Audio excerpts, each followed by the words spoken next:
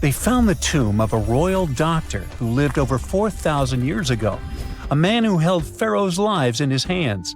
This man knew secrets that only deities and kings were allowed to hear. And yet, when they opened his tomb in 2024, there was no body, just vivid paintings, untouched by time, and cryptic symbols carved into stone. Who was he, and why was he buried with spells linked to a scorpion deity? The tomb was buried deep beneath the sands of Saqqara. The doctor's name was Tete-Nebe-Fu. He lived around 4,100 years ago, during one of Egypt's most mysterious turning points, right at the edge of glory and collapse. These were the final days of Egypt's Old Kingdom. The sun still glinted off freshly built pyramids, but the shadows were already creeping in. The pharaoh, Pepi II, had ruled longer than anyone before him, 90 years. But by the end of his reign, the country was cracking. The power was slipping, the regional leaders were rising, and the Nile floods grew unpredictable. In this shaky period, the mysterious doctor thrived. His tomb was discovered by a Swiss-French archaeological team in the shadows of old pyramids. The weirdest part was that when they uncovered his burial chamber, they found no body, no golden treasures either. Unfortunately, the tomb had been robbed long ago. But what remained was something even more fascinating: the words and images left on the walls. The paintings are still vibrant, bright colors that somehow survived all those years underground. The walls show jars, containers, strange abstract patterns, and geometric shapes. And then there are hieroglyphs, lines and lines of sacred script carved with precision, like someone had poured their soul into every curve. These inscriptions revealed who Tete-Nebe-Fu truly was. Turns out, he wasn't just any doctor. He was the conjurer of Serket. Now, Serket was the female deity of scorpions, sacred and terrifying. Egyptians believed she could stop venom, heal bites, and protect the living from toxic elements. The title, Conjurer of Serket, meant Tete-Nebe-Fu was a specialist in treating dangerous stings and bites. And if he got an entire tomb for himself, he may have been Egypt's top expert in those things, a man who healed with both medicine and magic. But that wasn't all. He also held the title Director of Medicinal Plants, a title seen only once before in all of ancient Egypt. That means he knew the healing power of herbs, roots, and oils like no one else. Now, you might wonder, what plants in a huge land of sand? But in reality, ancient Egyptians used herbal medicine that would hold up in some labs today. They created pills, ointments, and inhalers. Most often they chose some active ingredient, a flavor to make it easier to take, and something to deliver it into the body. Sound familiar? And yeah, they didn't have many traditional plants, so some of these ingredients were bizarre by our standards, like using crocodile dung and acacia mixed with honey. They even had formulas for anti-wrinkle creams. And apparently, our mysterious healer was also chief dentist. This title is almost never seen in ancient records. Evidence of Egyptian dentists is incredibly rare. Turns out, our ancient genius didn't just fight stings and study plants. He was also trusted with teeth and jaws, which were actually a huge problem in ancient Egypt. These people may have built wonders, but their teeth paid the price. Ancient Egyptians constantly caught grains of sand in their mouths. They often ate grit-filled bread and raw vegetables, which wore down enamel and caused a horrible condition called attrition. This led to tons of problems, including tooth loss. They had to improvise back in the day. For example, crafting the world's oldest known toothpaste from crushed rock, mint, and pepper, which ironically only made things worse for the gums. Or a toothpaste from things like eggshells, pumice, and natron, a salty mineral used for cleaning. They were also inventing mouthwashes from celery, bran, and herbs to ease the problem. Some mummies were even found with crude metal braces and gold wires attaching missing teeth. Though we're not sure if these were for the living, or was it just a nice little addition added as an afterlife gift. So, Tete-Nebe-Fu specialized in all these fields. 3 rare titles for one man. Now, back in the day, he must have been admired as incredibly knowledgeable. In a world without modern science, he would have been like a sorcerer who knows how some leaf or bark could save a life. That's why archaeologists believe Tete Nebi Fu wasn't just any doctor. He was, most likely, the royal physician, the one who treated the pharaoh himself. We don't know for sure which king he served. Maybe it was Pepi II, and who knows, maybe that's why the guy lived so long. But if that was the case, Tete Nebi Fu may have lived through the final moments of the Old Kingdom, watching the Golden Age crumble from inside the palace walls. And then he was buried. The body was looted, or perhaps just lost to time. But the team says they're still studying the tomb, still uncovering the traces of this incredible man. Overall, ancient Egyptians were practicing medicine on a crazy advanced level. Some practices feel familiar even today.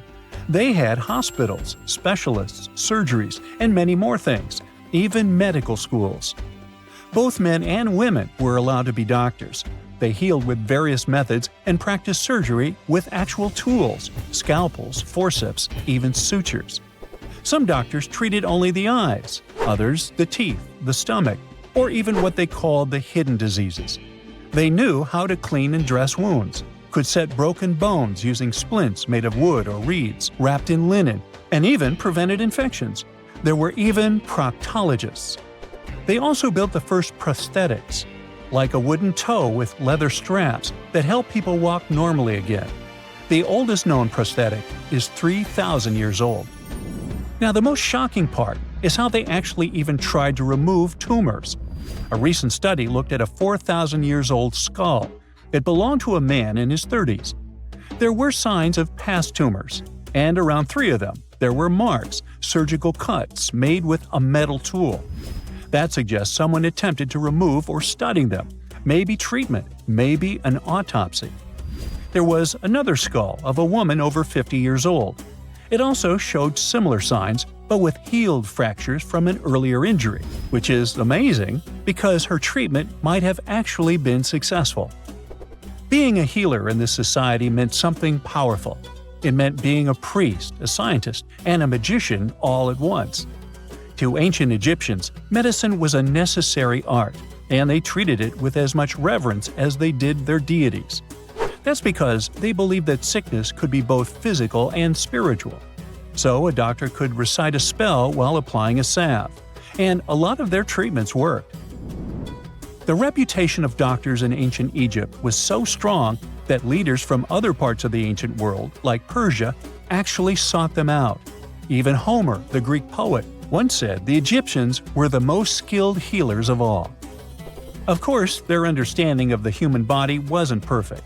For example, they thought the heart controlled thought and emotion. They also didn't know what the brain really did. But their approach, observe symptoms, diagnose, and treat, well, that's modern medicine. Sure, they prayed over the wound, but they also healed it, didn't they? Their most famous physician was Imhotep. That guy was a true polymath, an architect, priest, and a healer who became so revered he was later worshipped as a deity of medicine. Yep, a human who was so cool they turned him into a deity. He lived 2,000 years before Hippocrates, the so-called father of medicine. And yet, some people joke we should drop the Hippocratic Oath altogether and swear an Imhotepic oath instead. These people weren't just laying the foundations of pyramids, they were laying the foundations of healthcare. AI can drive a car, design trendy clothes, give you emotional support, and it looks like it can also help us find answers to centuries-long mysteries. Researchers from Yamagata University Institute of Nazca and IBM Japan used a deep learning AI model to find new Nazca lines. Those are distinct white lines on the rusty red background that you can see from a plane while flying over the deserts of southern Peru. Scientists have tried to decipher the meaning of the Nazca lines ever since they were first discovered in the 1920s. There are straight lines, rectangles, triangles, and swirls. There are also some giant drawings. You can see a monkey, a whale, a condor, a hummingbird. The 4 recently discovered geoglyphs, which is the scientific word for those drawings, show a humanoid-like figure holding a club, a fish, a bird, and a pair of legs. What is the hidden symbolism of all that? And why did the Nazca people decide to draw a humanoid in the desert? And did they even know who humanoids were? Let's dig into history to find some answers. The representatives of the ancient Nazca culture created their famous lines more than 2,000 years ago. The geoglyphs have stood the test of time thanks to a dry climate and strong winds in the desert. Scientists found that to form the lines, the Nazca people scraped off the top layer of pebbles, revealing the contrasting soil beneath. The soil's color varies from reddish-brown to yellowish-gray. It makes it look like the lines are constantly changing appearance. It looks like the creators first made small-scale models and then enlarged them to create the full-scale designs we see today. In total, there are more than 800 straight lines, around 300 geometric figures, and 70 animals and plant designs. You can find the first mention of the lines in the 16th century Chronicle of Peru, where they were first described as trail markers in the desert. Since you can't really study the lines and their symbolism from the ground, those geoglyphs only became world famous only in the 1930s. It was the start of the era of commercial planes, so more and more people could witness the lines from their window seats and spread the word. During his research a decade later, Professor Paul Kossak noticed that one of the lines aligned with the setting sun on the day after the winter solstice, which is the shortest day of the year. He supposed that the lines had some astronomical significance. German researcher Maria Reiche, who got the nickname the Lady of the Lines, supported the theory that the geoglyphs served as a calendar and some sort of astronomical purposes. She spent 40 years studying the lines and literally swept them inch by inch. She also moved into a small house close to the lines to protect them from unwanted visitors. And that's how the Nazca Lines mystery was solved. Just kidding. In the 1970s, American researchers began to question astronomical theory.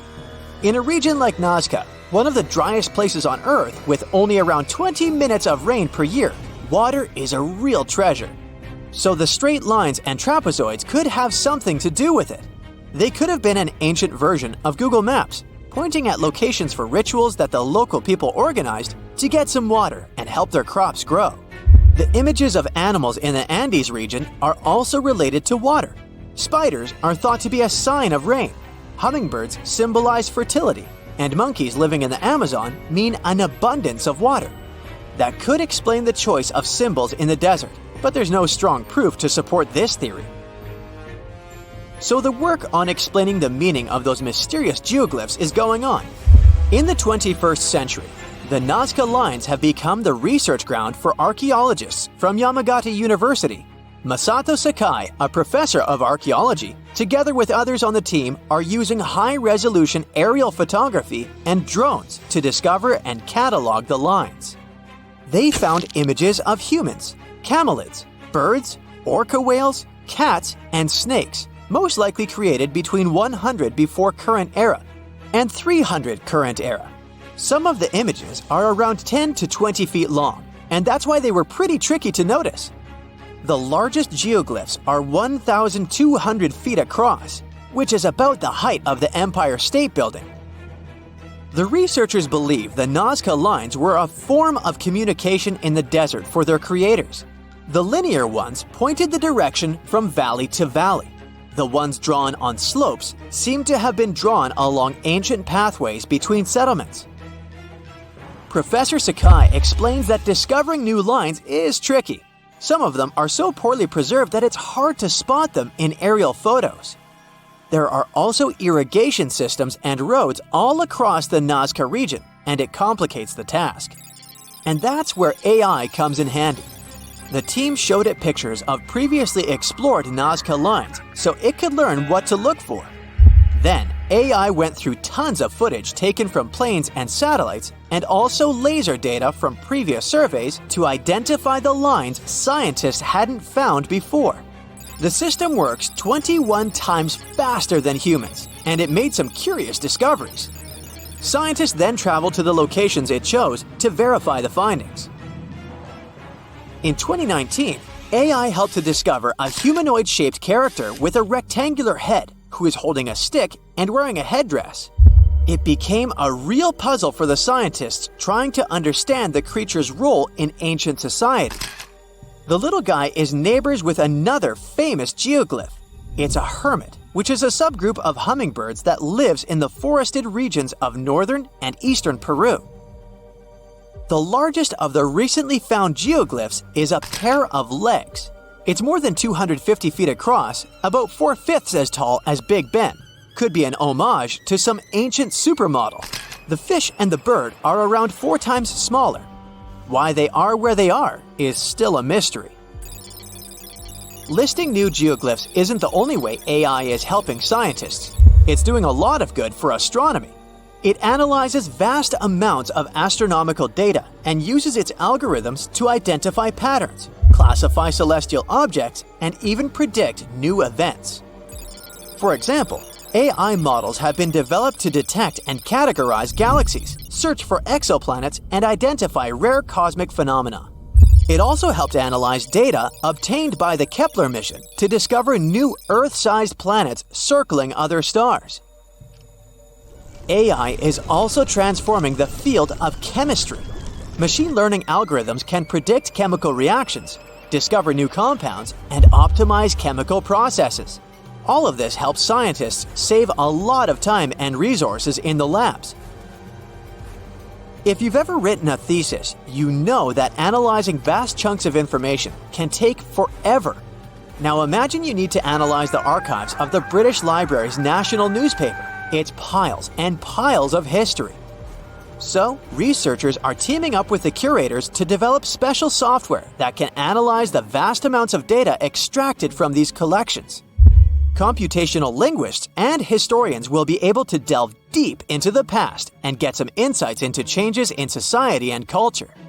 They'll focus on key periods and track how advancements in technology shaped various aspects of society. AI even helps in the conservation of seals. It's really expensive and challenging to monitor certain species of those cutie pies living in the sea ice zone. Using high-resolution satellites, researchers can now identify the seals in photos, which already helps. But manually counting seals across huge areas of ice is like putting together a jigsaw puzzle of a blue sky consisting of 1,000,000 pieces. It takes a lot of patience, and different analysts come up with different results. Machine learning algorithms can be trained to recognize and distinguish seals in satellite imagery and count them automatically. Researchers can then use this accurate data to monitor seal populations over time and study their behavior and habitat more effectively. Scientists found a new statue on Easter Island inside the crater of an old volcano. They were sure they already cataloged all the moai. That's what they call those famous stone giants. But this discovery changes what we know about them. First of all, the moai were rarely alone, so we may hear about more of them in the same area. Second, it's the first moai found at the bottom of a lake. Scientists were working on a project to restore the marshland in the volcano's crater when they stumbled upon the statue. The lake that was here began to dry up in 2018. For at least 200 or 300 years, it was almost 10 feet deep, so it would be impossible for humans to build or put a statue on the bottom. Scientists think the moai are over 500 years old. It's possible that the Rapa Nui people who built them probably brought the statue here when the lake was dry in the past.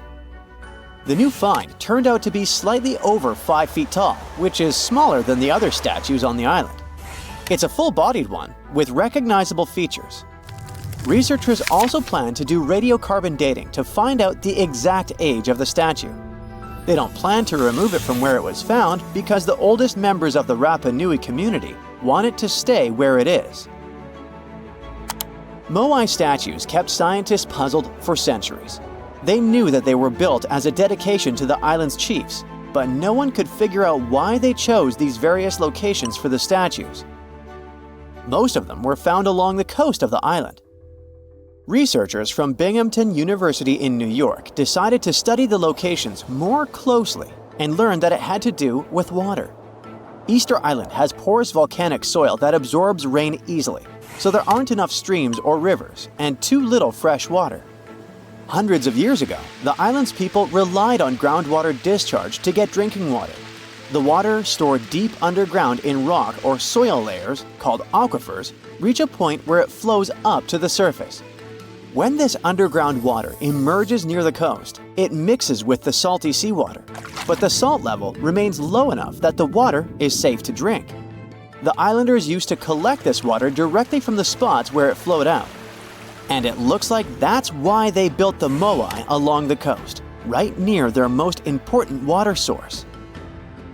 The main bodies of most of the statues were made of volcanic tuff from a local quarry in what used to be a volcano. This material is easy to carve, but not so easy to transport. That's probably why researchers found over 300 unfinished moai back in the quarry. The rest of them stand in various locations, facing the villages. It looks like the statues were carved lying on their backs. Then, their sculptors detached them from the rock, moved them downslope, and set them in a vertical position to finish the work. When it was done, it was time to move the statue to its platform. And we're talking about moving statues that weighed around half as much as a single-story, unfurnished house without a car or any modern equipment for 3 miles. The locals must have invented some original transportation method. Scientists tried to recreate it and pulled moai replicas on wooden sleds. They thought someone would have used palm trees for that purpose, but this theory has been debunked. The most successful experiment so far was wielding ropes to rock the statue down the road in a standing position. This sounds legit, because the local Rapa Nui legends mention that the moai walked from the quarry. And of course, they needed a good road to get there. In the early 20th century, researchers Catherine Rutledge found an 800-year-old road network on the island. It was a bunch of pathways around 15 feet wide going from the quarry. She thought that those roads were ceremonial and not built just for the statues. She wasn't a famous scientist back then, so others mostly ignored the theory. Several decades later, famous Norwegian adventurer and archaeologist Thor Heyerdahl published his theory. He mentioned that the roads were there exclusively to transport the moai, and some of the statues were dropped along the way for some reason. But in 2010, researchers found that the statues reached their final destinations because they were all set on hidden platforms. The road floor was U-shaped, so pulling massive statues along them wouldn't be easy. You can still find roughly 15 miles of these roads on the island and see them from satellite images. Scientists used to believe that the Rapa Nui people made Easter Island unlivable and ruined their own civilization.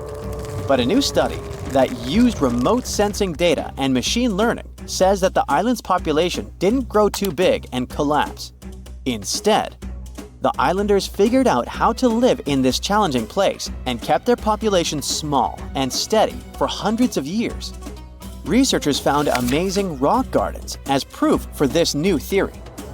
Easter Island, or Rapa Nui, is one of the most remote places on Earth where people live. It's surrounded by the Pacific Ocean. Central Chile is 2,200 miles to the east of it, and French Polynesia is 2,600 miles to the west. The island, which is 63 square miles in size, is made entirely of volcanic rock. But the volcano stopped erupting a long time ago, so Rapa Nui's soil has lost most of the useful nutrients that lava once brought here. It's also drier than tropical islands, and its deep waters made fishing much harder for the settlers, as there's no shallow lagoons or reefs to fish in. So, the islanders came up with a smart farming method called rock gardening to survive here. They spread rocks of different sizes over the soil and planted crops like sweet potatoes and taro between the rocks. The rocks protected the plants from harsh winds and salty air and helped regulate the soil's temperature. They also slowly released minerals into the soil, so it became healthier for growing food. Some islanders still use these gardens, although they don't produce a lot of food. People in places like New Zealand, the Canary Islands, and the US Southwest have used similar techniques to grow crops in uneasy environments. While scientists are solving Easter Island mysteries, the island itself is teaching them something new about how the Earth's mantle works. For years, they thought it moved like a slow conveyor belt, carrying tectonic plates along with it. But a new study by geologists from Cuba, Colombia, and the Netherlands is challenging this idea. They used a special method called zircon dating to figure out the island's age. Zircons are tiny crystals that form when magma cools, and they have traces of uranium inside that turns into lead over time. So, the scientists measured this change to tell the age of zircons. And they were shocked when they saw that some zircons were way older than expected, around 165 million years old. The island itself is only 2.5 million years old. The scientists found that these ancient zircons came from deep inside the mantle, under the tectonic plate, by magma from earlier volcanic activity. Easter Island's volcanoes are part of a group called hotspot volcanoes, formed by hot plumes of rock rising from deep within the Earth. Normally, these plumes stay in one spot while the Earth's crust moves above them and creates a chain of islands, like Hawaii. But the discovery of ancient zircons on a younger island shows there's more going on deep underground than we thought. Research showed that 165 million years ago, a giant volcanic plateau existed where Easter Island is now. But 110 million years ago, it sank under Antarctica because of tectonic subduction. Ancient zircon minerals stayed put and didn't travel away with the mantle conveyor belt. So, it looks like the mantle near hotspot plumes doesn't flow as much as scientists used to think. It stays still. This new idea could lead to big changes in how we understand plate tectonics and how the Earth's inside moves over time. In 79 CE, the Vesuvius volcano erupted and burned down two beautiful cities of the Roman Empire, Pompeii and Herculaneum. Many of you have probably heard about this tragic story. However, few people know that in the middle of the 18th century, archaeologists discovered ancient scrolls from that time amongst the ruins of Herculaneum. For any scientist or historian, such a discovery is a treasure trove that offers insights into the thoughts and lives of people from over 2,000 years ago. However, the problem was that 1,800 scrolls were found in very poor condition, singed by the heat of the volcano, coated in ash and soot. They had become hardened black lumps. Brittle as coal, any careless movement could destroy them. Scientists were aware that invaluable knowledge from an ancient Roman library was concealed within, and endeavored to decipher the texts. One method was to cut the scrolls in half and scrape off the thin layers of solid dust and ashes. Then, the researchers created a special machine that could slowly unroll the scrolls. They managed to read a few words, but unfortunately, such methods damaged and even destroyed some of the artifacts. In those instances, archaeologists could only wait for advancements in technology that would allow them to unfold and read the scrolls. And finally, this day has arrived. Artificial intelligence has now enabled researchers to decipher texts written 2,000 years ago, even though the inscriptions on the scrolls were charred and nearly illegible. Initially, scientists scanned the scrolls and created high-resolution digital models. This process allowed specialists to identify the areas where ancient ink had altered the texture and shape of the papyrus fibers. In the regions where ink was applied, the papyrus was slightly thicker and contained a higher level of carbon, the key component of the ink. The researchers developed a machine learning model capable of detecting these subtle details within the papyrus. They uploaded thousands of 3D images of the scrolls to the internet, inviting people to collaborate with AI in decoding the text. During the early stages, the system occasionally made errors, making human assistance essential. To incentivize participation, scientists and investors from Silicon Valley offered $1 million to anyone who could successfully decode the texts. This initiative significantly accelerated the process, resulting in the deciphering of several passages from the ancient works. Fragments of the first transcripts are like a blog about how to enjoy life. The author of the scroll, Philodemus, was a follower of the Greek philosopher Epicurus, who considered pleasure and luxury the highest goal in his life. So, Philodemus thought so too. We do not right away believe things that are scarce to be absolutely more pleasant than those which are abundant. It feels as if it was written by some modern influencer talking about a detox program or a diet. It seems that people who lived 2,000 years ago were almost the same as modern ones. Philodemus was apparently a wealthy man because he lived in a villa that may have belonged to Julius Caesar's father-in-law. In his works, the author criticized the Stoics, who couldn't say anything about pleasure at all. Philodemus was such an ardent fan of Epicureanism that one of the scientists compared him to a guy who collected albums from only one band and nothing else. Several hundred Herculaneum scrolls remain unread. Scientists believe that they may contain works by Aristotle, Homer, Sophocles, and the Stoics. Fortunately, with modern AI technologies, the decryption process will go on much faster. But how did historians and linguists decipher ancient texts in the past centuries? It was actually a very difficult mental job. Let's say you found an ancient slab in the 19th century, somewhere in Greece. To understand what was written there, you'd have to compare it to several other deciphered plates with similar writings of that era or similar languages. Letter by letter, symbol by symbol, you'd be deciphering ancient writings for several months or even years to figure out, say, the recipe for ancient mashed potatoes. Fortunately, with the development of computer technology, those days are long gone. Now, all ancient scrolls can be scanned and uploaded to a database on a computer. You may not even have to decipher the text for a long time if the computer finds a match of characters in other ancient manuscripts.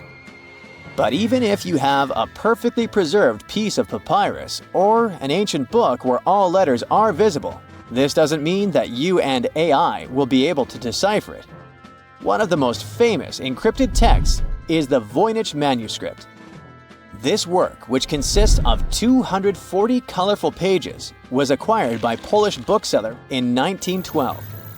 He found that book intriguing because of astrological symbols, unknown plants, and unusual human figures drawn on its pages. And all this was accompanied by handwritten texts. The author had beautiful, clear handwriting, but the language of the book is still unknown.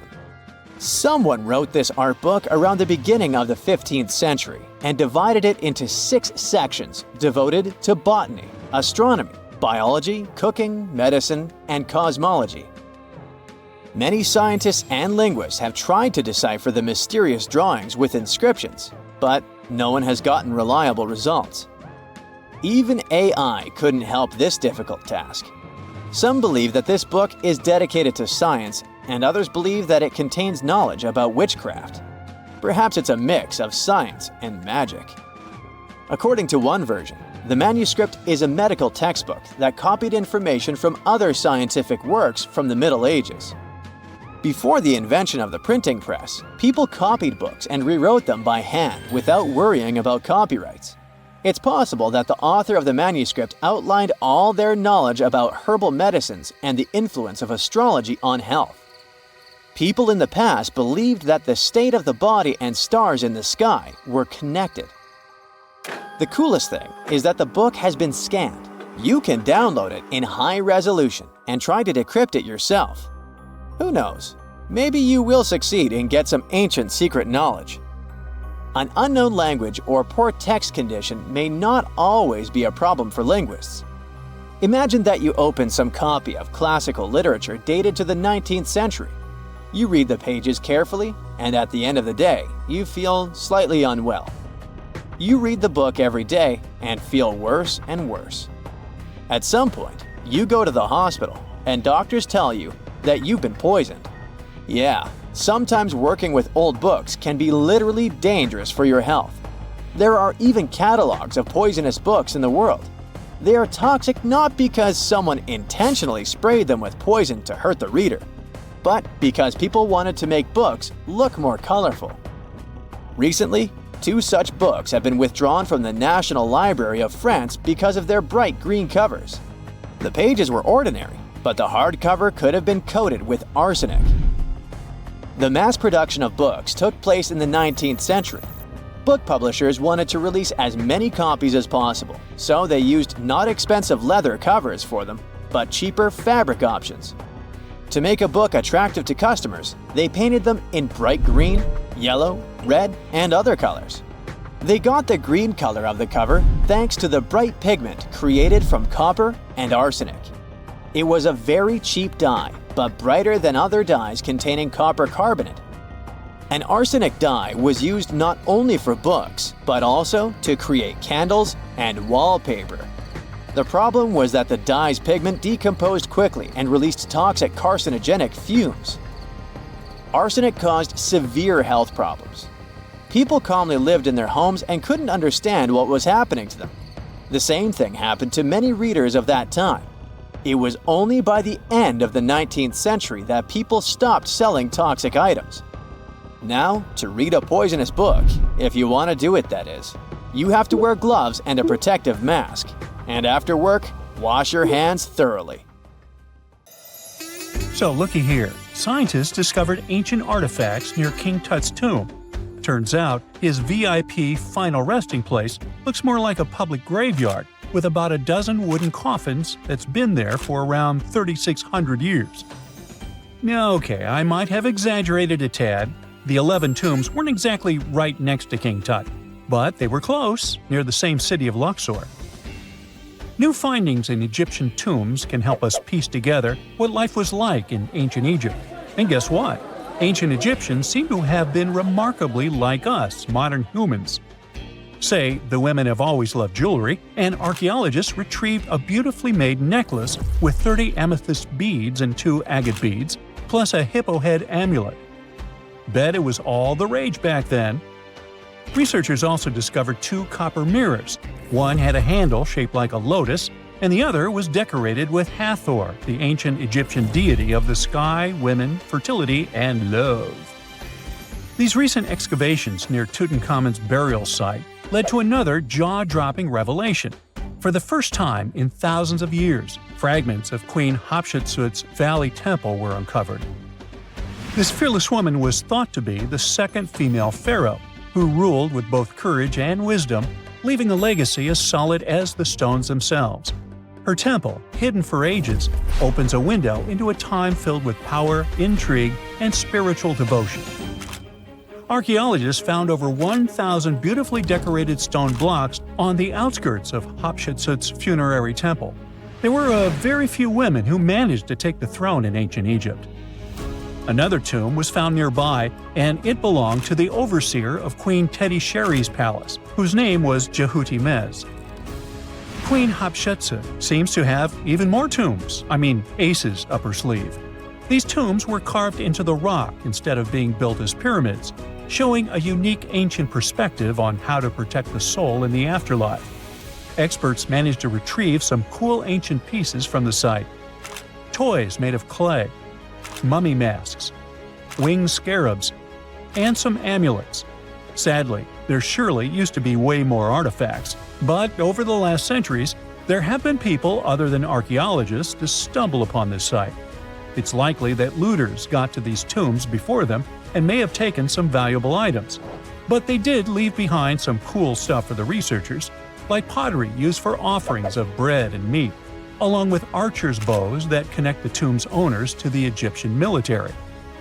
Meanwhile, soul protection is way more important than you might think, especially if you're roaming around Luxor looking for ancient secrets. You aren't scared of King Tut's curse, are you?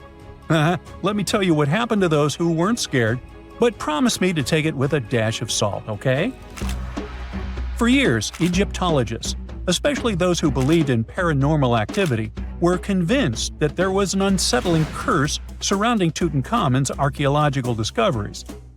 This belief stemmed from the mysterious and untimely demise of several excavators who discovered the tomb in 1922 with no logical explanation for why they passed away. It was just easier to chalk it up to something supernatural and avoid the whole mess. But it turns out it wasn't a curse at all. It was likely the radiation that caused those excavators to perish. Now, you might wonder where the radiation came from.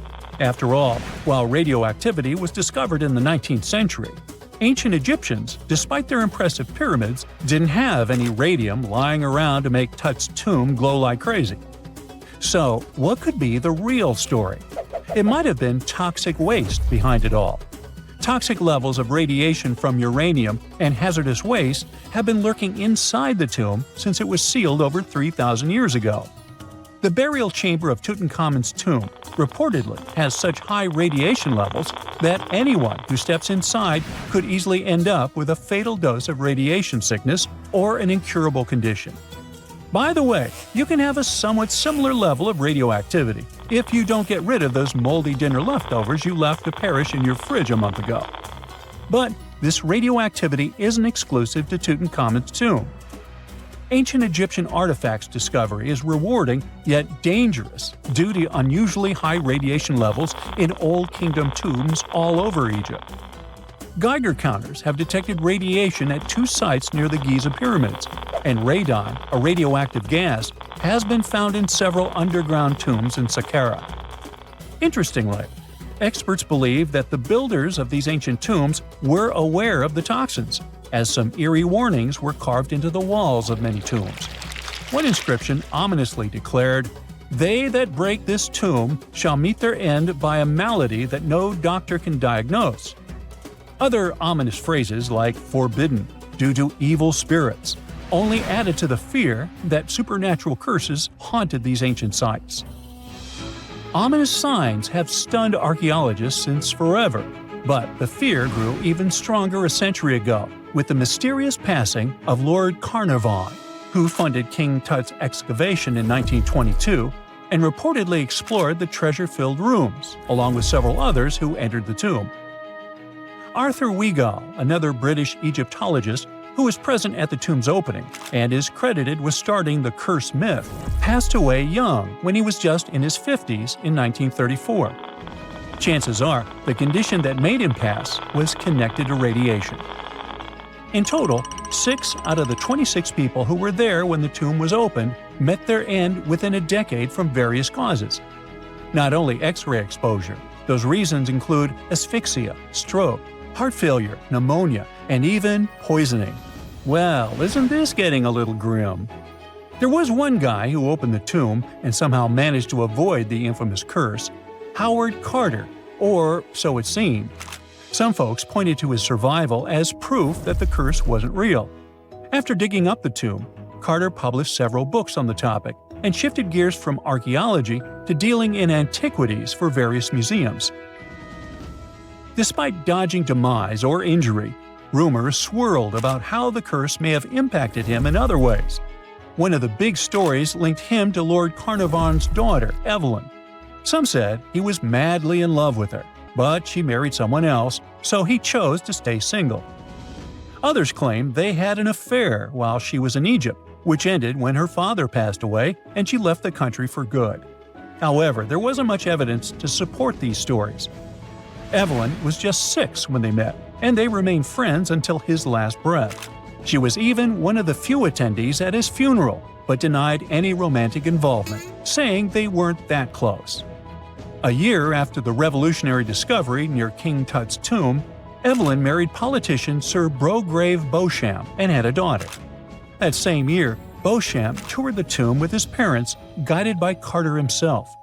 Carter never married and, aside from those posthumous rumors about Evelyn, had no other romantic connections. While the curse adds an intriguing twist to his life story, his tendency to keep relationships at arm's length was evident long before the tomb was opened. It seemed Carter just wasn't a people person. In 1939, after battling a serious illness, he ultimately succumbed to fate. He was 64, which was a pretty common life expectancy in the UK back then, so no one really thought it was off and linked it to an ancient curse. When he passed, It turned out he had several artifacts from Tutankhamun's tomb in his London apartment, which were eventually sent back to Egypt, marking what some viewed as the curse's end. Who knows? Maybe if he hadn't had all those ancient souvenirs at his place, he would have lived way longer. But all the other demises might seem off. The curse theory was likely fueled by some strange events during the excavation. Carnarvon got a mosquito bite that became severely infected, and around the time they opened the tomb, Cairo experienced a bizarre power outage and a freak sandstorm. Back in England, the Earl's dog, Susie, managed to escape from Carnarvon's house and began barking frantically at seemingly nothing. At least that's what the staff and family saw. Strangely enough, at the very moment her owner's heart stopped, Susie started howling and fell down without showing any signs of life. Maybe radiation didn't play a crucial role after all, and those were indeed ancient artifacts from King Tut's tomb that made them all perish. Spooky, huh? We're in the Caribbean, and these are the Taino people. Scientists have long believed that they were the first inhabitants of the Greater Antilles, and those people were roaming the Isles long before Columbus discovered this place. However, a recent discovery showed that there were some other peoples living there. These guys are called the Archaic people, and they are now known for being good at using stone tools. They've used a whole bunch of polished tools, such as hammers, axes, and whatsoever. We still haven't found out how they managed to invent and produce all those tools without special equipment. Scientists are now looking for a sort of necropolis, or a similar archaeological site, to find out more about these people. Another curious settlement was found a couple of years ago, not far away from Florida. This one is pre-Columbian too, but it seems that the dwellers there were more into fashion than crafting using stone tools. The scientists discovered a complex of 37 oyster shell rings. There were many households with these rings, and the locals would produce beads from the shells of marine creatures. By the way, long ago, beads weren't intended only for fashion, but they were also an important social instrument. People would sew them on their clothes to manifest their power or wealth. Sometimes archaeologists manage to discover whole cities. This is exactly what Eleni Korka, an archaeologist from Greece, did. She found the lost city of Tania back in 2018. It wasn't a lucky coincidence. The whole search took as much as 34 years. By the way, Tania was even considered a mythical city. The city of Tania was a Trojan-founded city, and the ancient texts claimed it was incredibly wealthy. Well, seems like the texts were true. The archaeologists found around 200 coins on the site. Some jewelry was found there too. For instance, there was an iron ring with a seal. They also found a gold coin that was supposedly used to pay for a journey to the afterlife. Yeah, back then, people believed that it existed, and they needed to pay for a ticket to get there. The discovered clay, stones, and marble floors help us imagine what their dwellings looked like. And the archaeologists also found some vases there. One of the earliest examples of human-made art is located in the cave of Altamira in northern Spain. The paintings in a Paleolithic cave are so special because they're not monochrome, but have several colors combined. Still, these earliest masterpieces were hidden for a long time. They were only discovered in 1868, and today, this cave is a UNESCO World Heritage Site. Despite how old these paintings are, they're well preserved, because they've been well isolated for all this time. Since the gallery was located deep in a cave, it was almost impossible for external climatic influences to ruin these prehistoric masterpieces. We're now in England, 2009. Meet Terry Herbert, a member of the Blockwitch Research and Metal Detecting Club. One day, he was casually inspecting plowed farmland in Staffordshire with a metal detector. I guess he must have wanted to find something special, but I bet he didn't expect to find what he actually stumbled upon. He discovered something that scientists later called the largest hoard of Anglo-Saxon gold and silver metalwork ever found. There's a list of items discovered, but if I start reading it to you, it's going to take me a really long time. To make a long story short, the archaeologists found 11 pounds of gold, 3 pounds of silver, and about 3,500 pieces of jewelry. No wonder this discovery is called the Staffordshire Hoard. The Birmingham Museum and the Art Gallery and Potteries Museum chipped in and bought the entire collection for over £3 million. Messages in a bottle are a famous cultural phenomenon we often see in movies, but it turns out this method of preserving letters is quite efficient. This is proven by the Dead Sea Scrolls. Back in the 1940s, Bedouin shepherds discovered 7 scrolls contained in clay jars in a cave. These scrolls were determined to be around 2,000 years old. But these manuscripts were only the beginning of a number of great discoveries. The Bedouins sold these manuscripts, but people continued finding more. The last discovery took place in 2021, and who knows, maybe there's more to find. Another piece of art recently found in a cave was a painted shell. This fossil was discovered in northern Italy, and scientists believe such fossils were collected by Neanderthals. This find is curious for a reason. Neanderthals are believed to have been quite primitive, but this shell proves the opposite. Back in 2004, Robert Muckle, an archaeology professor, heard about a peculiar site hidden in the forest of the North Shore Mountains of British Columbia. Robert knew that a few old cans and a saw blade had been found there. This place was believed to be a sort of logging camp, but a thorough excavation that took 14 years to complete revealed something different. Turns out, it wasn't a logging camp, but a long-lost Japanese settlement.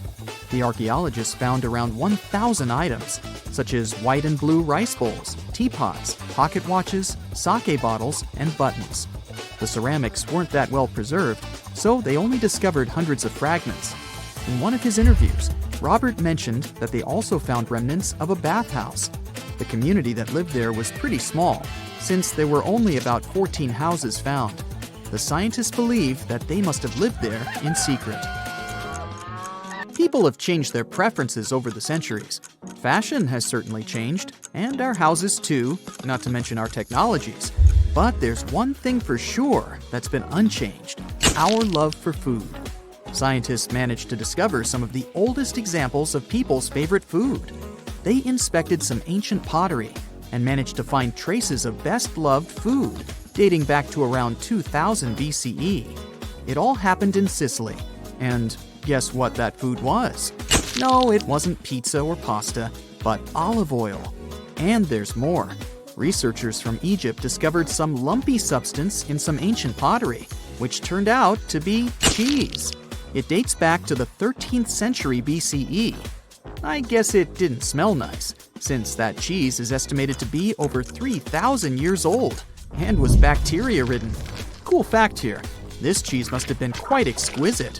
After studying it, scientists came to the conclusion that it was cooked with a variety of milks. They claim ancient people used a mixture of cow's milk and sheep or goat's milk. You probably thought, hey, you mentioned olive oil and cheese, but what about bread? Sure, bread is inseparable from almost any culture, and different people have had their own type of bread. And there's scientific proof that bread was one of the first dishes people learned how to cook. A group of archaeologists found some bread that was over 14,000 years old. 14,400 years old, to be precise. What's weird is that people back then weren't familiar with agriculture. They were hunters. And technically, this old bread predates the age of agriculture by 4,000 years. Yeah, there's still much to learn about the ancient world. Here comes the, not the sun, and the Beatles song, but here comes the bonus fact. And right, it's about the Beatles.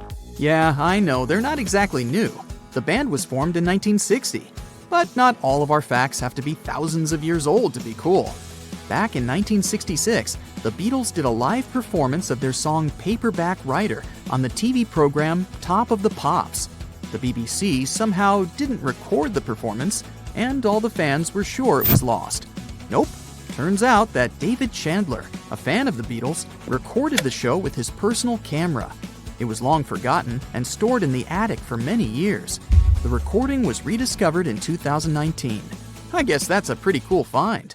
Egyptian archaeologists made an extraordinary discovery near Cairo just recently. Drumroll, please. the most ancient and most complete mummy yet discovered in the country. Yes, they were keeping it under wraps. The 4,300-year-old mummy was found in a group of tombs close to the step pyramid of Djoser, dating back to the Egyptian Old Kingdom. It was covered in layers of gold. The team also found several other tombs, including one belonging to an ancient Egyptian official and another belonging to a secret keeper who had the power to perform special ceremonies. Another interesting tomb was that of a writer, which featured the largest statues ever found in the area. This vast burial site is also home to more than a dozen pyramids and resting grounds. Probably one of the most famous mummies in the world is that of Hatshepsut. She ruled Egypt like a boss for around 20 years, building all sorts of impressive buildings and creating new trade routes. But when archaeologist Howard Carter found her tomb in the Valley of the Kings, her sarcophagus was empty. However, Carter did find 2 coffins in another tomb, one of which belonged to Hatshepsut's wet nurse and the other to an unknown woman. In 2006, a team of specialists decided to investigate whether that mysterious lady was the queen herself. They found a molar tooth in a wooden box with Hatshepsut's name on it, and when they compared it to a gap in the mummy's mouth, it was a perfect match. Ramses II was a pretty impressive ruler, but it was his mummy that eventually made history. Now, we don't hear too much about his daddy. Okay, I'll stop. Ramses is considered to be the most powerful pharaoh in all of Egypt, as he reigned for a whopping 6 decades. He also lived to be over 90 years old. Now that's pretty amazing, considering the time he lived in. Ramses II supposedly had over 100 offspring too. Talk about a big family. When he passed away, his body was originally buried in the Valley of the Kings, but some sneaky guys tried to rob his tomb of all his treasures. Officials back in the day weren't having any of that though, so they moved his body to a secret location to keep it safe. Fast forward to the 1800s, and Ramses II's mummy was discovered along with a bunch of other rulers and important officials. But it wasn't in the best condition, so archaeologists flew it to Paris to get it, pampered. Problem was, he couldn't just be transported into another country.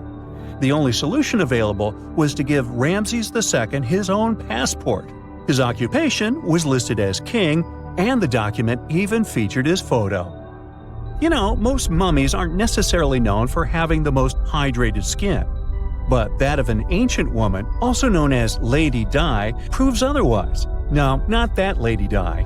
This wealthy lady from ancient times was discovered in an ornate tomb in 1971, and she looked fabulous, if we can say so about a mummy.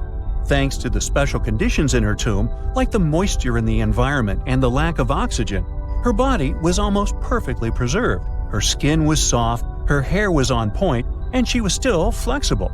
The museum that now proudly displays her mummy also shows a ton of fancy items that were buried with her, like dinnerware and musical instruments. Archaeologists investigated the mummy further and discovered that she passed away from a heart attack at around 50 years old. Even though it hasn't been around for over 2,000 years, Lady Di is still making history. The mummy of Otzi the Iceman was discovered in the Alps in 1991. Austrian authorities initially thought he was a modern mountaineer because he was so well preserved. Turns out, he was actually from the Copper Age. He was found in a mountain pass over 10,000 feet above sea level. Through studying his mummy, we've learned so much about life in Copper Age Europe. For example, we know that he was a native of Central Europe and enjoyed eating meat. He also suffered from arthritis, narrowing arteries, and intestinal problems. But he likely used acupuncture and medicinal herbs to treat these conditions. And apparently, he was pretty handy with tools. He sharpened them just days before his untimely demise. Who knows if he was expecting trouble or just getting ready for some routine work. Now, King Tut and his story is most likely the one that made all mummies famous. This pharaoh passed away at the young age of 19, more than 3,000 years ago. But his mummy is still one of the most well-known in the world. When his tomb was opened in 1922, people went wild because it was still intact, unlike many other royal tombs. It had some seriously blinged-out coffins, including one made of solid gold. Not only did Tut's tomb give us a glimpse into ancient Egyptian history, but his mummy also taught us a lot about the time he lived in. DNA analysis helped identify his parents and revealed that the pharaoh had a rare bone disorder that might have made walking a bit tough. Now, Ginger is most likely one of the coolest mummies you'll ever hear about. He's like a time traveler from 5,000 years ago who's still looking fly with his golden hair and perfectly preserved nails. Ginger was discovered in Egypt and is believed to be the earliest known mummified body. Before people even knew about mummification, they used to place bodies in shallow graves in the hot, dry sand. And since the sand absorbed all the water, bacteria couldn't reproduce and the body was preserved naturally. Now, scientists are not sure if Ginger's preservation was intentional or not, but since he was buried with some pottery vessels, it's likely that whoever buried him knew some serious preservation techniques. If you want to meet Ginger in person, he's currently chilling at the British Museum. One Dutch art collector bought a statue from Asia and ended up finding a weird discovery. The statue contained a mummy hidden inside. Unfortunately, the body was too fragile to move, so they had to leave it there. The coolest part is that this mummy is over 1,000 years old and was on display for 200 years before being encased in the statue. When scientists did a CT scan, they found out that the mummy was filled with paper scraps covered in writings. Experts think he might have done this thing called self-mummification, which is a pretty intense process involving a special diet and tea that makes your body less prone to bacteria. Only a few people could handle this ritual, and those who managed to do that were seriously respected. No other Egyptian queen has baffled scientists and historians like the stunning Nefertiti. Based on her statues, she was known for her slender neck, wide eyes, and high cheekbones. Her name translates to "the beautiful woman has come." Talk about living up to your name, huh? Even though she wasn't a pharaoh herself, Nefertiti still managed to leave a lasting impression. Written records suggest that, as a wife and queen, she held an incredibly influential role. Because of her power, she was indeed admired, but she also managed to make quite a lot of enemies throughout her life. She was also related to King Tut, but not biologically. Rather, she was his stepmother. So far, locals have yet to identify her mummy, but that may soon change. A local Egyptologist who has been busy excavating tombs in the Valley of the Kings has found two mummies that he believes could be Nefertiti and her daughter. According to specialists, we may soon finally get a definitive answer about the identity of these two mummies. And if one of them does turn out to be Nefertiti, we could be in for a real treat. DNA analysis and CT scans of the mummy could give us the most complete and accurate image of the queen that we've ever seen. It's crazy to think that we've only scratched the surface of what lies beneath modern-day Egypt. Nefertiti ruled during a time of great power and prosperity in Egypt, but unfortunately passed away in a period of social turmoil, leading to her gravesite being lost. Now, where's my mummy?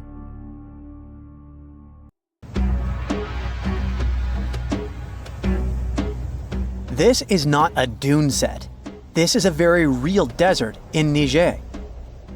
Jado was probably built by the nomadic Sao people and is filled with ksars, which are fortified houses made of salt and clay, with giant walls and secret passages. Located deep in the desert, it was once a vital stop for trans-Saharan caravans, but is now a hotspot for smugglers and bandits. The site has been off-limits since 2002 due to its dangers. The origin of the ksars remain a mystery. No archaeological studies have been conducted, leaving many questions unanswered. Even today, shifting sands reveal and conceal parts of these ancient ruins, fueling local speculation about what might still be hidden beneath the desert. Speaking of connective tunnels, scientists were blown away by the discovery of lava tubes in Saudi Arabia. These underground passages form when molten lava cools down. Researchers believe that ancient nomadic groups may have utilized these tunnels to survive the super harsh desert climates. While excavating the tunnels, archaeologists uncovered artifacts, rock art, and skeletal remains. The art and animal bones show that the people who used the tunnels were probably sheep and goat herders. They're still piecing together whether these groups lived in the tunnels for extended periods or just used them as temporary shelters. The Great Pyramid of Giza has been standing for thousands of years, but it's still hiding secrets. Using special scanning technology, scientists found two hidden structures under an ancient burial ground. The first is a shallow L-shaped structure, and below it is a much larger space that could be a final resting place or a chamber. The smaller structure was filled with sand on purpose, while the deeper one might be an empty chamber. Experts believe the two are connected, possibly as an entrance leading to a secret chamber. This is big news because it might give us some more insight into who built the pyramids and why.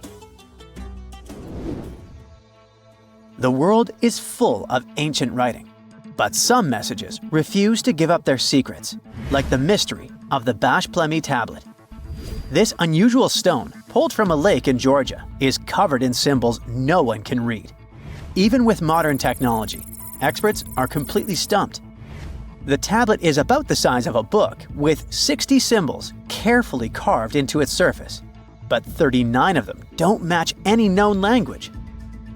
Some resemble scripts from ancient civilizations in the Middle East, India, and Egypt, but none are an exact match. To make things even trickier, part of the tablet is broken off, meaning a piece of the puzzle is missing forever. To rule out a hoax, scientists studied the tablet closely. They confirmed it's made of vesicular basalt, an extremely tough local rock. Whoever carved these symbols must have been really skilled. Based on similar archaeological finds, experts believe the tablet could date back thousands of years, possibly to the late Bronze or early Iron Age. Some symbols repeat, which could mean they're numbers. Maybe it's an inventory list, a record of battles, or even an offering to the deities. Until someone cracks the code, the Bashplemi tablet remains an unsolved mystery from the depths of history. Experts are still stumped with what this Minoan disc might mean. The Phaistos disc is one of the most mysterious finds from the Minoan civilization. This 6-inch clay object, discovered in 1908, has strange spiral markings that no one has fully decoded yet. The disc has 241 symbols on both sides, showing everything from people and animals to tools and plants. Experts have come up with many theories about what the symbols mean. Some think it's an early form of Greek. Others suggest it's a prayer or a hymn. And some even believe it could be a letter from a king in Anatolia to a Greek ruler. Let's see who will be the first to figure this out. It's always a fun day at an archaeologist's office when they find something as big as a 2,000-year-old marble head. A French archaeologist mission went digging inside an old medieval house near Alexandria in Egypt and found a statue's head depicting an old, possibly ill man. This statue dates from the last Egyptian dynasty before it became part of the Roman Empire, and the site where it was found is associated with the likes of Cleopatra and Mark Antony. For archaeologists, even the smallest finds at this site means a lot. You've heard of Lucy, right? The Australopithecus that was an early ancestor for us humans. Well, scientists found some of her species' footprints somewhere in Tanzania. The so-called Laetoli footprints are over 3 million years old. The trail stretched 88 feet and has about 70 footprints, left behind when a bunch of early humans walked across some wet volcanic ash. What's cool is that these early humans were already walking on 2 feet, like us, not all hunched over like apes. The close spacing of the prints shows they probably had short legs and a shorter stride than we do today. In an ancient Egyptian temple, archaeologists uncovered a shrine unlike any other, a place dedicated to falcons and 2 mysterious deities. One deity had a falcon's head, while the other wore a crown with a sun disk and cow horns. But the most baffling discovery was an inscription that read, "It is improper to boil a head in here." At the heart of the shrine, there are 15 headless falcons carefully arranged on a pedestal, likely as offerings to the falcon-headed deity. One theory suggests the birds were boiled first, perhaps to pluck their feathers, before being placed in the shrine, following the strange rule carved into stone. Archaeologists also found a 13-inch iron harpoon nearby. Its true purpose remains unknown, although the shrine also held remains of fish, mammals, and bird eggs, suggesting that the rituals may have included feasting. And speaking of ancient Egypt, meet Hathor. Scientists named her after the ancient Egyptian deity of motherhood, music, and singing. This wooden statue, housed at the Metropolitan Museum of Art, was thought to be just a beautiful artifact, until a surprising secret was uncovered. Using an X-ray machine, experts found a mechanical operating system inside it, with pulleys and axles connecting her shoulder to her left leg. When activated, the system made her hand raise and lower, an engineering marvel from over 3,000 years ago. The statue was created during Egypt's Middle Kingdom, around 1800 BCE, and is often compared to 19th century automata due to its advanced design. It's believed the statue was used in religious ceremonies, symbolizing Hathor's role in dance and music. An unexpected discovery happened in northern Kuwait, where a Kuwaiti-Polish team uncovered a mysterious 7,500-year-old statue. The statue features an elongated skull, no mouth, narrow eyes, and a flattened nose. This feature is thought to be an Ophidian figurine, named after the Greek word for snake, and it was likely made by the Ubaid culture, a civilization known for their pottery skills.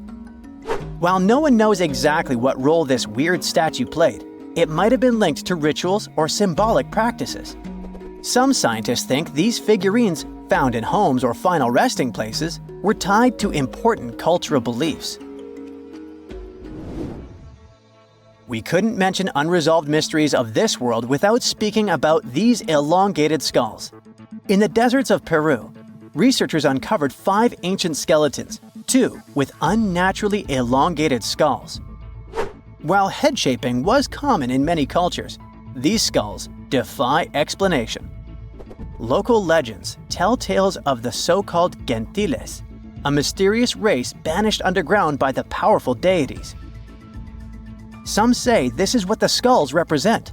Others think this is some type of genetic anomaly, which was confirmed after finding an infant skull, too large to be artificially shaped. 2 centuries ago, a 31-year-old Frenchman stormed into his brother's office in Paris. He had only one thing to share. "I've got it!" The man was so excited that he immediately collapsed. He spent the next 5 days in bed recovering his health. Who was this mysterious person, and why was he so thrilled? Jean-François Champollion made one of the greatest scientific breakthroughs in human history. He had cracked the code of Egyptian hieroglyphs. This enabled scientists to finally unravel the secrets of this ancient civilization. They weren't able to read hieroglyphs for nearly 2,000 years. After the Romans took over Egypt, the intricate writing system slowly faded away from people's minds. The last of the hieroglyphic texts date back to the 4th century. For thousands of years, Egyptians used images to show their lives. But the knowledge of how to read these pictures was lost to modern science. The story of hieroglyphs began in 3250 before current era. That's when ancient Egyptians developed writing. Their motivation was to better organize the distribution and storage of goods.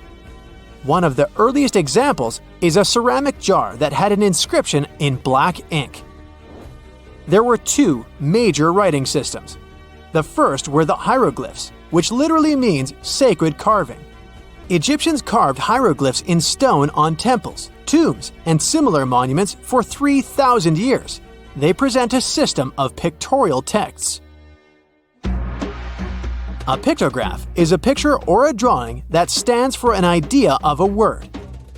It's a precursor to the true writing as we have it today. For example, when Egyptians wanted to write ibis, they would draw a small image of the bird. Hieroglyphs can be found on walls. They were a formal way of writing.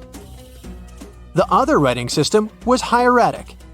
Egyptians mostly used it when writing on papyrus. That's an early, thicker form of the paper we have today.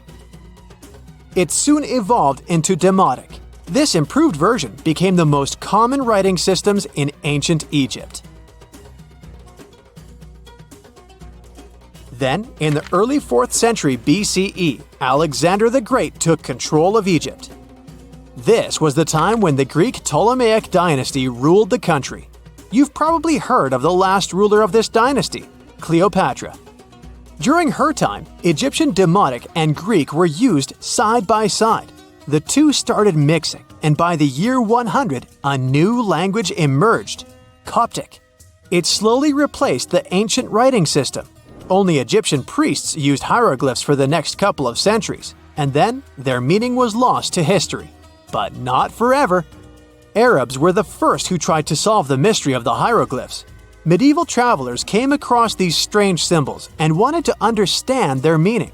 They consulted speakers of Coptic and translated text from Greek and Latin into Arabic to break the code of the hieroglyphs. During the Renaissance, Europeans also became fascinated with the legacy of ancient Egypt.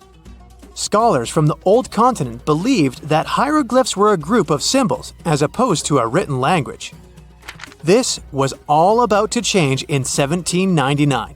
A year earlier, Napoleon, the famous French ruler, arrived in Egypt. His subordinates constructed a fort that dated back to the 15th century. Rashid, or Rosetta, was a port town in the northeast of Egypt, near Alexandria. One section of the old fortification wall contained an interesting slab inside.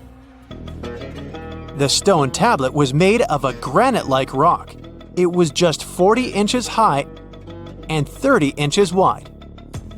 It contained 3 distinctive sections of text carved into it.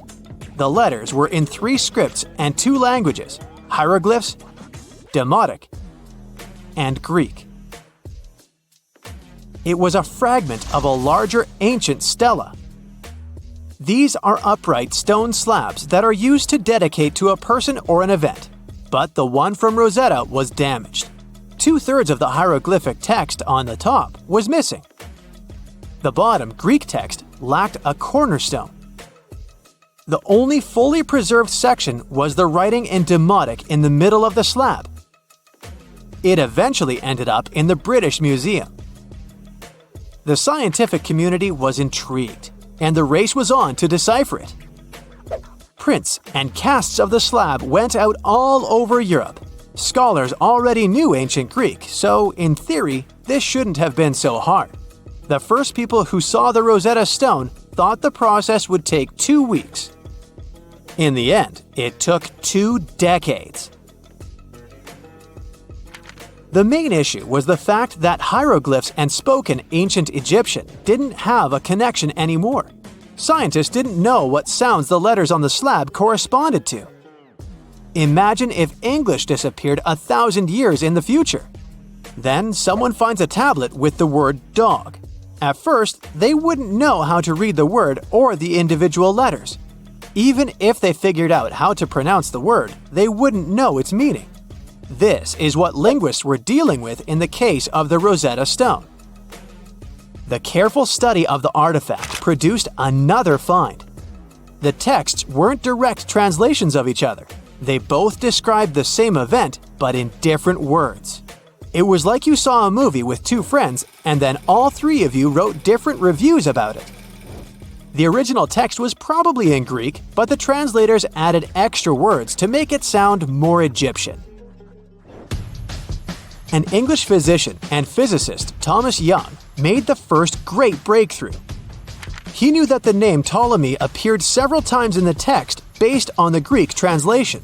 This wasn't an Egyptian name, so it was impossible to represent it with a single image. The only way to spell out this Greek name was to use symbols that sound like it when produced. This is called transliteration, and we have it today as well. This is how foreign-sounding words are written down in Chinese or some Slavic languages. Jung focused on sets of hieroglyphs in oval frames. These are called cartouches. He experimented a bit but finally discovered that one of them read, Ptolemy the Great. The individual hieroglyphs that made up this name corresponded to sounds needed to produce it. This is where our mysterious man from the beginning of the video enters the picture. Champollion picked up where Jung left off. He knew Coptic, so the Frenchman was able to determine what many other hieroglyphs sounded like.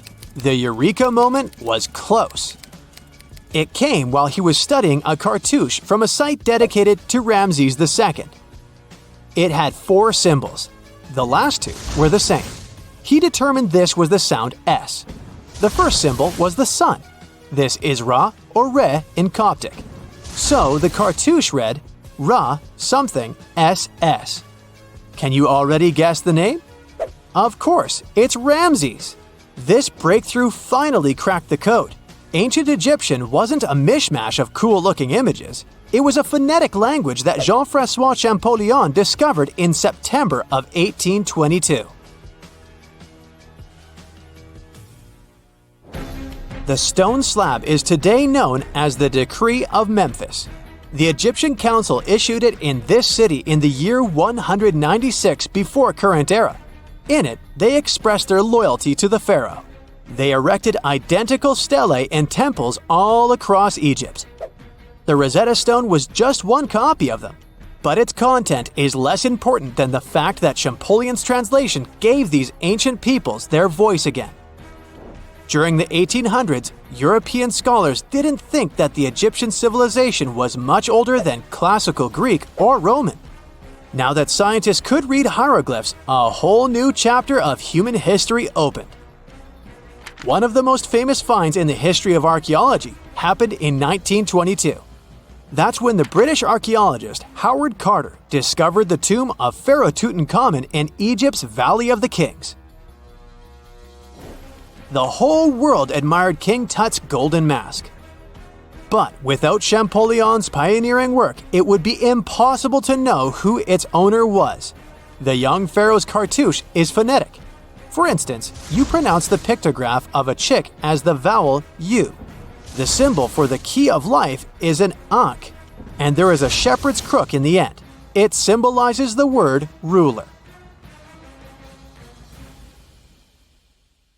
The unanswered mysteries surrounding ancient civilizations have been a source of inspiration for many conspiracy theorists. In fact, some of these mysteries are so interesting that many of us either already believe them or would like to. One thing is for sure though, none of those thousands of conspiracy theories have ever been, classified. Or have they? We're all aware that the CIA has done some questionable things throughout history for the sake of national security, but you wouldn't expect a book to be both a national and international threat. The CIA recently declassified parts of a book that talks about lost ancient civilizations and the catastrophic events that made them vanish thousands of years ago. This mysterious book was written in 1963 by a guy named Chan Thomas, and it was going to be published by Emerson House in 1965 until the CIA got involved. For some mysterious reason, they classified the book, and it was never released to the public until recently. But here's where it gets interesting. The book was declassified in 2013 due to the Freedom of Information Act, but it wasn't released to the public until 2016. And what was released truly raises a few questions. The original version of this document was 284 pages long, but the PDF essay that was released was heavily censored, with just 57 pages, which makes it 1/5 of the whole document. The pages were edited before they were released to the public in such a way that you wouldn't even notice that the other pages were missing. Now, no one really knows why this book was classified in the first place, but it has some interesting content from what I've gathered. The author of the book had quite the imagination and a huge love for ancient civilizations. And even though what he had to say is very thought-provoking, some of it is just bizarre. He believes that our planet is locked into a never-ending cycle of pole shifts and Earth crust displacements that are responsible for the mass extinctions of many civilizations which existed more than 6,000 years ago, even before the Sumerians. He believed that these events caused more damage to the Earth than meteors, and he bases this theory on a few artifacts that exist around the world but weren't really noticed until recently. But I'll get into that in a bit. Those mass extinctions that the book talks about include the end of the Ice Age, when huge 2-mile-thick ice sheets disappeared from northern Europe, Northern America, and Canada, and caused 100 species to go extinct. And here's how the author illustrates his hypothesis. He believes that there was a geomagnetic pole shift which caused catastrophic changes to both the atmosphere and the Earth's crust, resulting in the extinction of many civilizations over time. Now, even though the geomagnetic pole shift is a real thing, it doesn't just happen overnight. It happens really slowly, only about every few 100,000 years, according to scientists. But it's a bit more complicated than it sounds. It is a well-known fact that the North Pole is somewhere above Alaska, and the South Pole is close to the middle of Antarctica. Now, these are the geographic poles, and they'll always be north and south. However, the Earth's magnetic poles flipped a few 100,000 years ago. So if you had a compass, let's say 700,000 years ago, it would instead point south and show you the Antarctic. But the author of the book has a different theory. He believed that the flip of the north and south magnetic poles doesn't happen every few 100,000 years, but every 12,000 years, and that this flip occurs in just a few hours, causing a catastrophic apocalypse. He thinks this happens as a result of an explosion inside the Earth's core. This explosion causes the magnetic poles to flip, but it also causes the Earth's crust to move. According to the book, due to these catastrophic events, a lot of the Earth's continents that were submerged underwater rose above sea level in just a few hours. Now, here's where it gets interesting. The author also states that the Peruvian Andes were beneath the ocean before the last pole shift. And even though it seems far-fetched, since the Andes are approximately 22,000 feet above sea level, there was evidence to support that claim in the late 80s. Scientists found whale bones and fossils that are said to be millions of years old on top of the Andes and the Himalayan mountains. It's also suggested in the book that the deep freeze the Earth went through during the Younger Dryas event caused the Gulf Stream to be disrupted. And he points to some interesting evidence to support that theory. Frozen mammoths were found trapped in blocks of ice with food still in their mouths. Now, this is a true mystery, because freezing cold weather is in their nature, and they were among the few animals that could truly survive in the Ice Age. So, what could have caused them to freeze so quickly? Kinda makes you go, doesn't it? The document describes the Great Pyramid of Giza as a true enigma as well. The Pyramid of Giza is made out of 2.5 million stone blocks that are placed on top of each other with great precision. It's close to 750 feet wide and more than 450 feet high. To this day, we're still not able to explain how it was constructed, and it's quite difficult to understand the internal design as well.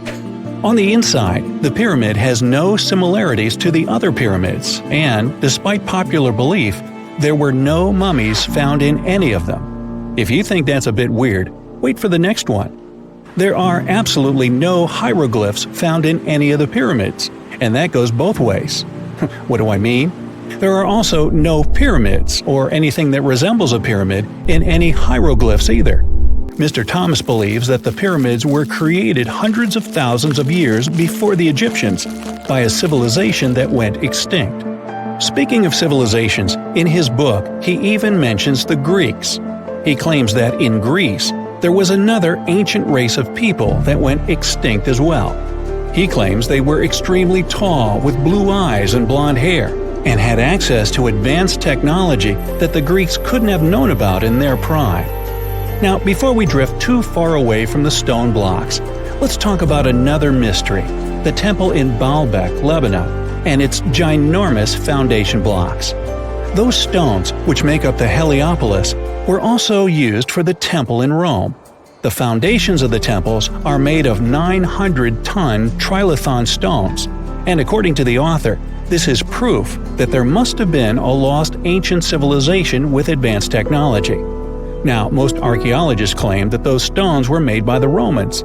However, there's no evidence to support that. The Romans didn't have the technological equipment to make the stones or lift them. So, you might think, what if they just made them in that place right then and there? Well, those stones were also lifted 30 feet high and were placed next to each other with mathematical precision. And let's not forget about the blocks on top of the Heliopolis in Lebanon, which weigh about 800 tons each. But wait till you hear the next one. The Romans don't even credit themselves for these stones. They claim that they built up the sides, but they don't take credit for the extraordinarily large and heavy foundation stones. The author also makes an interesting point about the distance between the Roman capital and Baalbek in Lebanon. Why would the Romans build the world's largest monolithic stones in such a remote area, and so far away from their capital, and never take credit for it? Well, folks, it's a mystery to me. Now, let's move on to the most intriguing enigma, Easter Island, which is located in the middle of the Pacific Ocean, or nowhere, if you will. The author questions how people found it or even settled in such a remote island that long ago. One of the signifiers of Easter Island are the Moai statues and the mystery surrounding who they depict and why. What's an even bigger question is how they were created, moved, and positioned in the places they were found. According to this declassified document, Easter Island was part of the now lost continent named Mu, and it was sunk in the Pacific Ocean in a disastrous cataclysm that happened during one of those pole shifts. The continent of Mu, according to the book, was as big as South America, and what we now call Easter Island is just what's left of that continent. The author also believes that this is what happened with the lost city of Atlantis as well. Plato is even quoted about this, saying that the whole city of Atlantis sunk miles beneath the waves within just a day. Even though the whole story sounds very intriguing and makes some interesting points, we know that, scientifically speaking, a cataclysmic pole shift causing entire civilizations to go extinct isn't possible.